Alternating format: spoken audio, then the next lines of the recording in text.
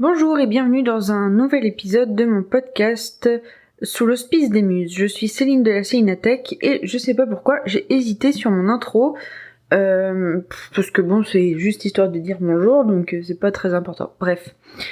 Je vous retrouve pour la phase 2 de se sortir de l'inaction.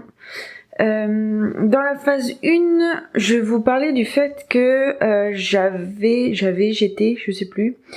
En tout cas, je me suis coulée dans les abysses de mon inaction pendant toute une journée pour mieux remonter en fait, et que grâce à l'aide de quelqu'un du groupe de coaching dans lequel je suis, j'avais réussi à identifier trois choses principales, trois éléments principaux à remettre en place dans ma vie pour avancer les choses que je voulais avancer. Eh bien, aujourd'hui, Aujourd'hui, je vais vous parler de la phase 2 pour se sortir de l'inaction, d'après moi, qui est... c'est un peu compliqué à expliquer. En fait, c'est une méthode que j'ai vraiment beaucoup copié sur... Kaede de l'anime dont je vous parlais dans un épisode, Rascal Does Not Dream of Benigar Senpai. Donc en fait, cette jeune fille, elle a une phobie scolaire qui fait qu'elle sort plus de chez elle et elle est complètement enfermée chez elle. Elle veut plus partir. Et en fait, un jour, elle décide qu'elle veut changer, qu'elle veut avancer pour réussir à atteindre son objectif final, qui est aller à l'école. Et en fait, elle a un cahier sur lequel elle note les objectifs de la liste de souhaits de Kaede et le plan d'attaque de Kaede pour sortir de chez elle. C'est un truc comme ça. Et donc à un moment, elle prend son cahier et elle montre sa liste à son frère en lui disant du coup que il y aura, à chaque fois qu'elle remplit un truc de la liste, elle pourra mettre le cocher quoi, pour dire que c'est fait. Et donc dans sa liste de souhaits, c'est vachement bien fait. Dans sa liste de souhaits, en fait, elle écrit des trucs, des objectifs qui ont des connotations pas mal négatives à ses yeux, et des objectifs avec des connotations hyper positives. D'ailleurs, c'est son frère qui la pousse un peu à faire ça, parce que du coup... elle se met des objectifs qui sont qui sont vraiment très très challengeants pour elle, et du coup il y a rien de gratifiant, comment dire, je sais pas comment dire, mais en tout cas il y a rien d'extraordinaire et tout. Et du coup à un moment son frère lui dit mais pourquoi qu'est-ce que tu aimes dans la vie, Kaede dit les pandas, et son frère lui dit pourquoi ne pas mettre dans ta liste d'objectifs du coup d'aller voir les pandas et de sortir pour aller voir les pandas. Et parce que du coup un peu plus tôt dans l'anime, il me semble qu'elle fait la liste des choses qu'elle aime et il y a les pandas dedans, bref.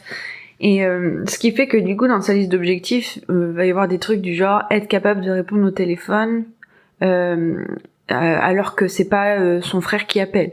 Parce que du coup même répondre au téléphone, en fait à chaque fois que le téléphone sonne, elle sursaute, bref. Donc il y a ça, et donc il y a plein de petites étapes comme ça. Donc répondre au téléphone, il y a s'habiller dans des vêtements qu'elle juge bons pour aller dehors, s'acheter des nouvelles chaussures, qu'est-ce qu'elle fait d'autre, plein de petites étapes comme ça jusqu'au moment où elle fait le plan d'action pour mettre le pied dehors. Et son plan d'action pour mettre les pieds dehors, il est hyper intéressant.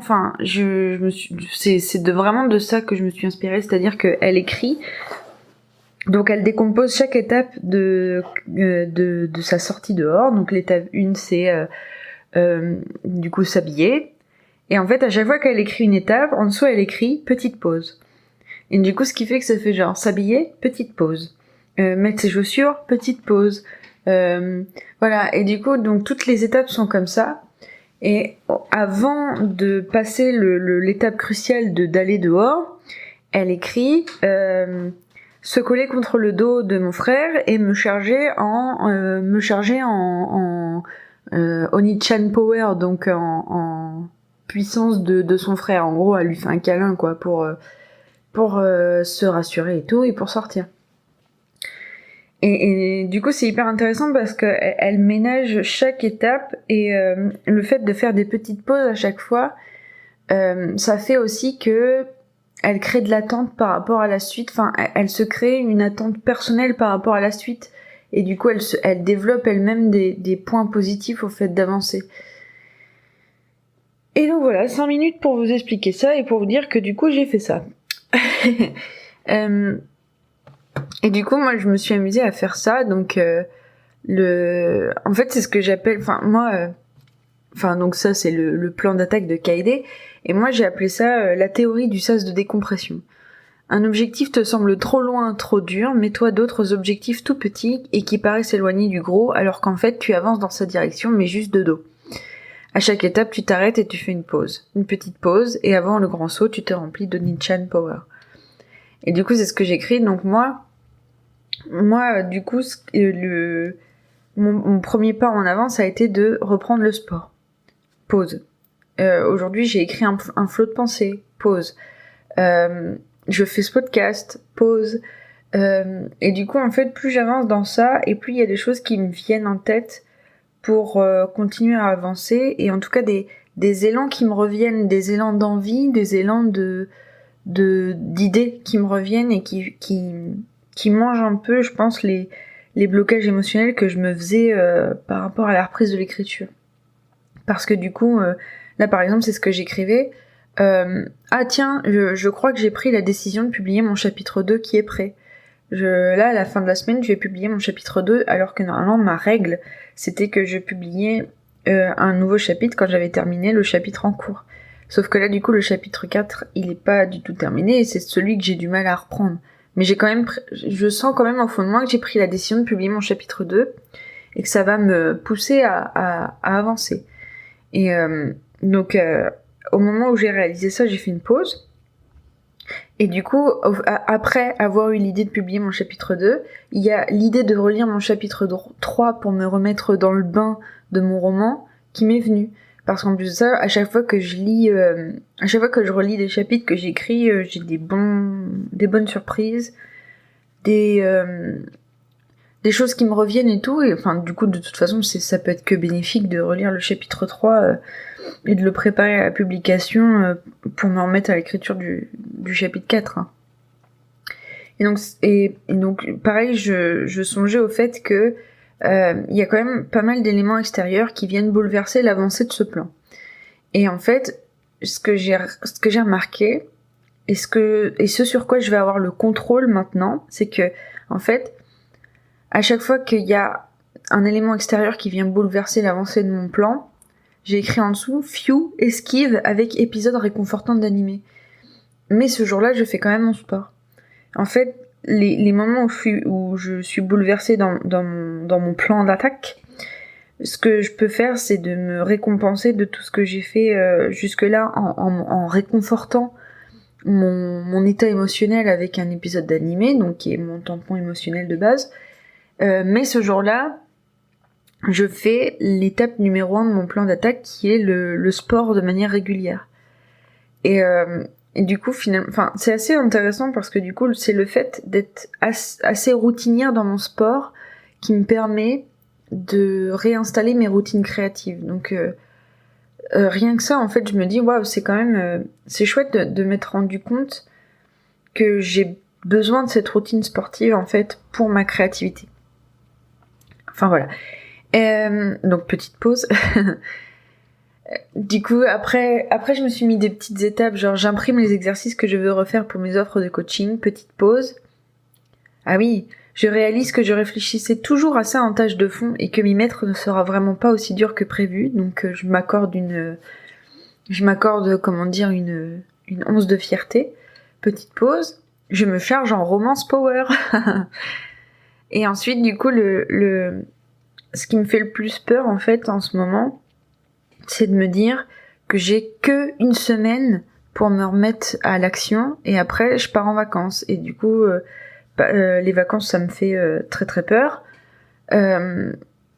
Sauf que du coup, en gros mon enjeu c'était d'intégrer cette semaine de vacances dans mon plan d'action et de reprise de l'action. Et du coup, ce que je trouve intéressant, c'est qu'au niveau de la créativité, les vacances, ça peut très bien aller avec une reprise de routine créative, en fait, parce que du coup, vous avez pas besoin de... En plus, c'est pas comme si j'avais besoin de faire le ménage ou quoi que ce soit, donc je peux très bien j'ai que ça du temps, en fait, voilà, c'est ça. J'ai que ça du temps en vacances, donc je peux très bien trouver du temps pour avancer mon plan d'action. Et en fait, à ce moment-là, dans mon flot de pensée, je me suis mise à écrire des trucs que je m'imagine faire et des envies qui me venaient. Et c'est intéressant parce que du coup, ça peut être carrément, ça correspond carrément à des étapes du plan d'action qui, c'est chouette quoi. Ça peut clairement être des étapes du plan d'action que je vais mettre en place pour retrouver une espèce de routine, une routine créative. Donc, j'ai écrit par exemple, je m'imagine écrire sur la table du jardin là-bas, en vacances. Je m'imagine lister des offres et les détailler alors que le chien pose sa lourde tête sur mon genou. Je m'imagine écrire quand on sera rentré sur le set de jardin que sa mère va nous donner et qu'on aura retapé durant nos vacances. Petite pause, je souffle. Il y a des défis qui me viennent en tête. Finir mon chapitre 4. Prendre une après-midi et ma voiture pour aller écrire à la terrasse d'un café en ville.